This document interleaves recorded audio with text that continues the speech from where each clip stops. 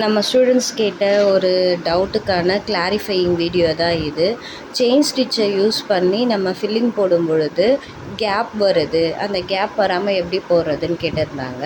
So இப்போ வந்து பார்த்திங்கன்னா இது ஒரு ஸ்லீவ் டிசைனில் வந்து பார்த்திங்கன்னா ஒரு லோட்டஸ் ஃப்ளவரில் வந்து பீகாக்கோட ஃபெதர் மாதிரி இருக்கிற ஒரு பெட்டலில் வந்து ஃபில்லிங் போட போகிறோம் செயின் ஸ்டிச்சை யூஸ் பண்ணி.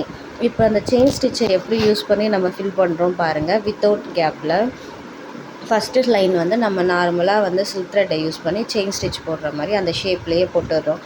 இப்போ ஃபஸ்ட் லைன் போடும்போது கேப் வராது. செகண்ட் லைன் போடும்பொழுது நம்ம என்ன பண்ணணும்னா த்ரெட்டை வந்து நம்ம கொஞ்சம் லூஸ் பண்ணிவிட்டு, இப்போ அந்த பெட்டல் கர்வ் மாதிரி வருது பார்த்திங்களா, அந்த ஷேப் வரும்போது நீடில் வந்து நம்ம என்ன டைரெக்ஷனில் போகிறோமோ அந்த கர்வ் ஷேப்லேயே நீடில் டர்ன் பண்ணி நீடில் இங்கே கீழே இருக்க த்ரெட்டையும் கொஞ்சம் லூஸாக விட்டு நம்ம போட்டோன்னும் பொழுது நம்மளுக்கு வந்து என்ன ஆகும்னா கேப் வராமல் ஃபில்லிங் வரும்.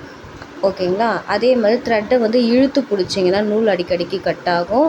அதுவும் இல்லாமல் பிசுறு மாதிரி நூல் வந்து அப்படியே தூக்கிட்டு நிற்கும். ஸோ நீடலையும் டர்ன் பண்ணி பண்ணணும். அட் த சேம் டைம் த்ரெட்டையும் லூஸாக விடணும். லூஸாக விட சொன்னோன்னு சொல்லிட்டு ஓவராக லூஸ் விட்டிங்கனாலும் ஸ்டிச் வந்து ஒழுங்காக வராது.